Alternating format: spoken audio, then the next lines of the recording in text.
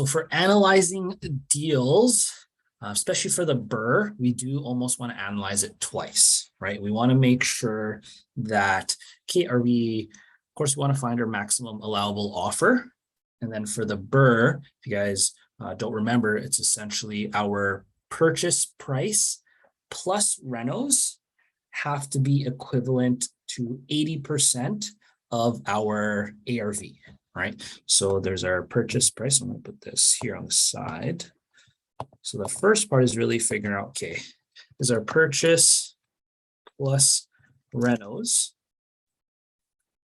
That has to be equal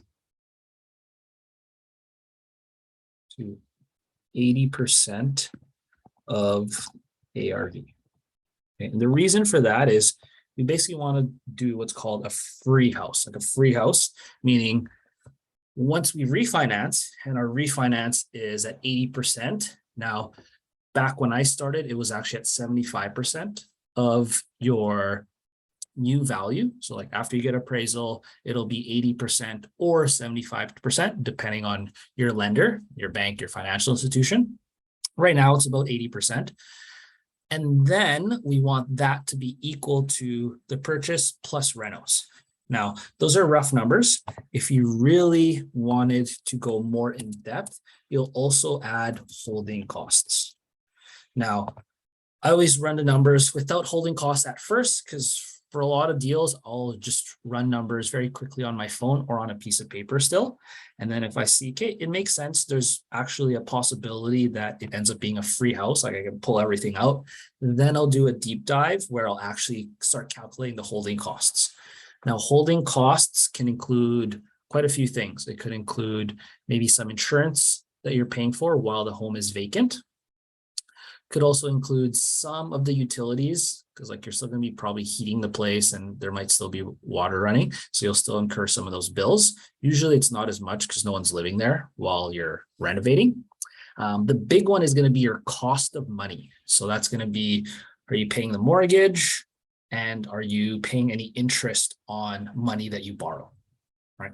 Those are going to be part of your holding costs. Now, that's the first analysis I'll do. I'll make sure, okay, can I get this close to 80% of the after repair value? And that's going to help me figure out what my maximum allowable offer is, or what's my reno that I can put in. Now, you could still make a deal make sense if the numbers don't make, like they don't work out as a free BRRR, or a perfect BRRR is what we call it, where we're pulling out all the money we put in. Then it's just calculating, okay, am I reducing the purchase price? Do I have to get the house cheaper than what I originally thought? Do I have to reduce the renos? Maybe I'm not doing as much renos and really focusing on like kitchen, bath, flooring, paint. Those, like you put $1 in, you get 4 out. Or am I trying to reduce my holding costs? Maybe I'll do the deal quicker. If you're, that usually is a combination of less renos or more, let's say, strategic renos. That's going to reduce your holding time, or you just get cheaper money. 15, 13% annually. Well, maybe it only makes sense if you're charging like 12, 10, or even 8% annually. So that's going to play a factor in. Now, sometimes there's nothing you can do. They're not moving on purchase price. The renos that you already calculated are already on the lower end, and then really you're borrowing money at that price. So that's when you can confidently walk away from the deal. That's the first analysis. Second part is using the ARV numbers. And that's where we're going to put that into our deal analysis sheet. So that's where we want to make sure, okay, how much is our rents? Are we charging any money for parking or laundry? Usually you won't for laundry if it's a single family home. It's like weird to have basically a coin operated laundry in a house that someone lives in. And then we're going to enter in all our property taxes. A couple ways you can find that. You can either find that through the city website. Now you might have to go to City Hall and use their computer. There is a service you can pay in Winnipeg to do that. It is on the city website, but it's like $25 per search. It's not necessarily worth it to find that out. Also, if it's on MLS, like multi-listings, or a public deal, then essentially it should say on the listing. Insurance, you can get a quote from an insurance broker or even ask the vendor, or might even show up on the MLS listing.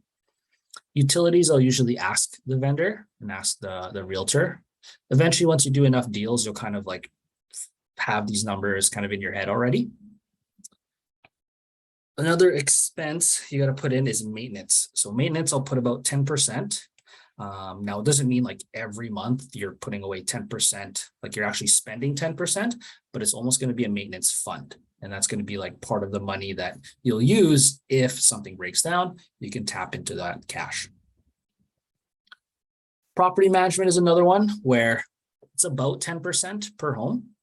And even if you don't do your own even if you do decide to do your own property management, I would still put that number in there just because it basically counts towards your income, right? You're still paying yourself. You're still acting as a property manager. So you do deserve to get paid for that.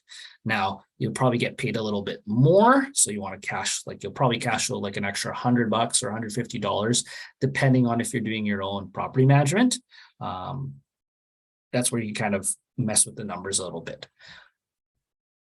Vacancy is another one. I put that at about 8% of my rents. And the reason for that is I'll assume that each home will actually be vacant at least 1 month out of the year. 8% is about close enough to that number. Doesn't mean that you're gonna have actually that vacancy. It could be more, right? If your house ends up sitting for a little bit, then that vacancy rate goes up.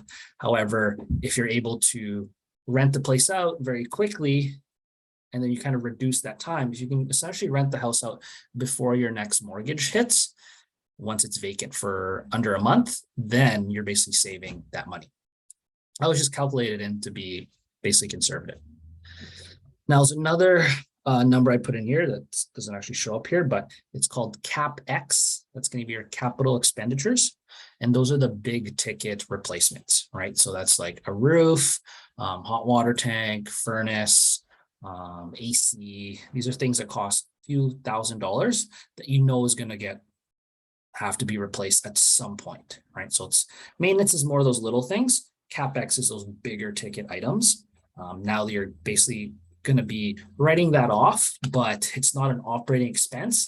It's going to be a capital expenditure. So that's going to affect like your CCA. It's called your capital cost allowance, which you basically are able to write off through depreciation, which is about 4% a year. So it's not like one shot. You're almost writing it off, I believe, at a rate of about like in the span of 15 to 20 years.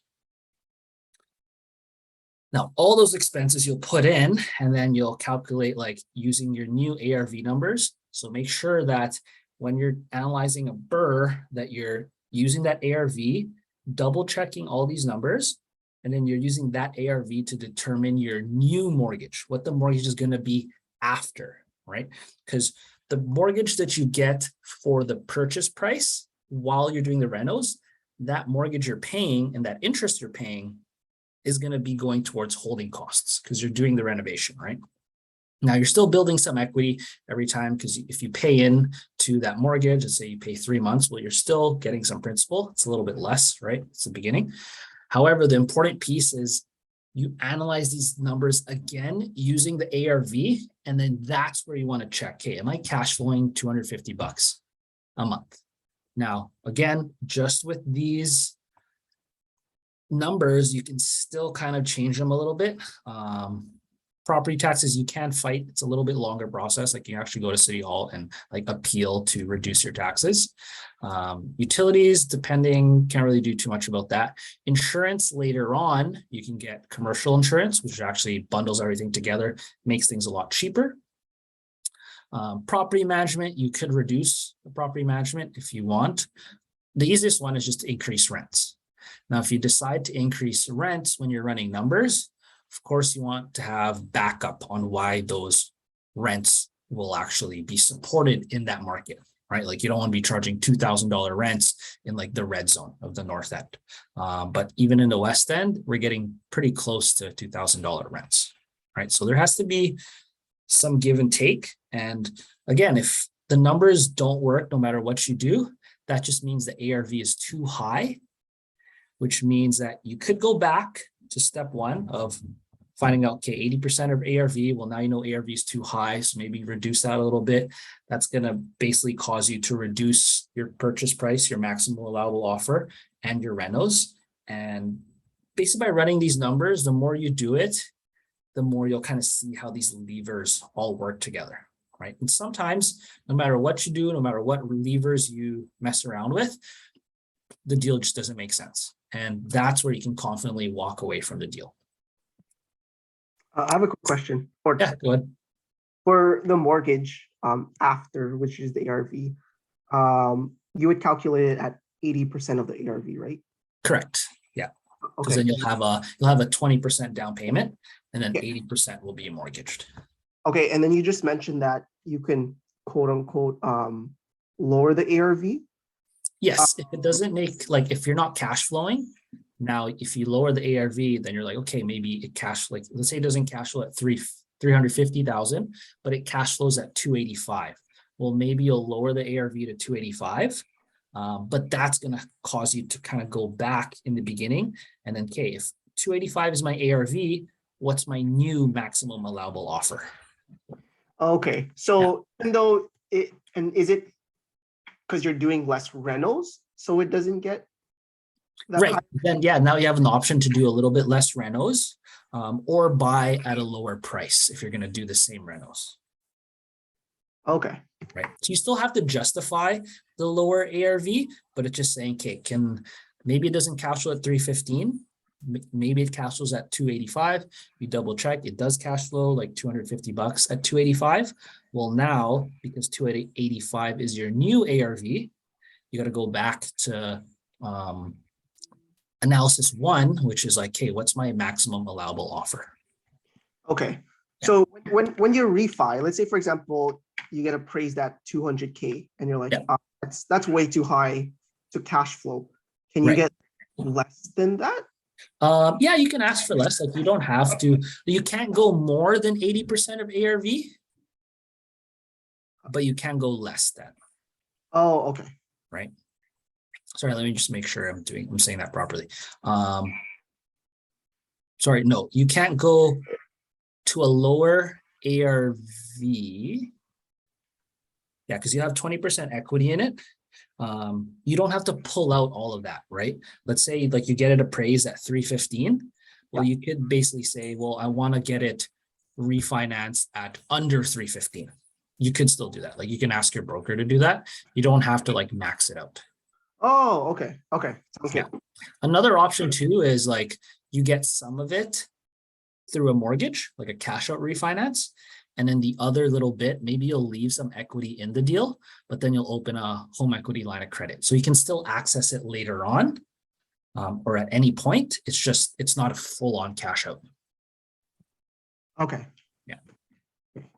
Cool. Does that answer some more of your guys' questions with deal? Yeah, that was kind of our question, because we're noticing when we run numbers, because looking at the ARV and it's like at 200 and like, it doesn't make sense to cash flow. It's always negative at that point. Right. We didn't know if we had to do a lower MAO, so that extra money we get, we would tack on the back end. I didn't know that you can go just ask for a lower ARV to begin with. Yeah, like you don't have to. That's like the max that they'll give you, but you can actually get less than. Like, you don't even have to refinance sometimes, right? Like, if you want to cash flow a lot, you can. It's just that now you're leaving some money in the deal, right? Then it becomes a buy and hold instead of a BRRR. Then a BRRR. Okay. So, but like in that situation, like say you have to pay off your investors or rental or whatever, would you still do a cash out refinance in that situation? Yeah, I'd probably still do a cash out refinance. But you just wouldn't pull everything out. Correct. Like, let's say I do more than a perfect BRRR, where like I can pull out an extra 20 grand. Well, maybe I don't need that 20 grand right away. Okay. And I'll leave that in there. I'll have a lower mortgage because I have 20 grand in equity still stuck in the home. But that at least allows me to pay off my investors, get my down payment back, get some rental money back, and then later on, if I want to pull out that 20 grand, I can. Okay. Really there, right? You can even have a home equity line of credit where you can pull it up at any time. It's almost like a credit card attached to your house. Okay. Okay. Sweet. A little bit more clear. Okay. Yeah. Those are good questions.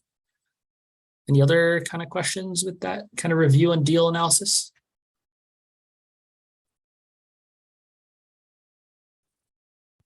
That's it for now.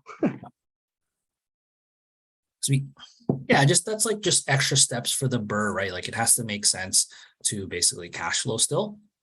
So that you're almost doing the numbers twice. Once is just to determine, okay, what's my maximum allowable offer? What's the supported ARV?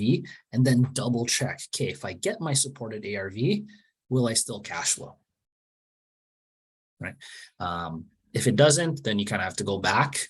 If there's nothing you can do, then you can confidently walk away from the deal. Or at least you'll know, okay, this is the maximum allowable offer I can make to make sure that this deal still makes sense.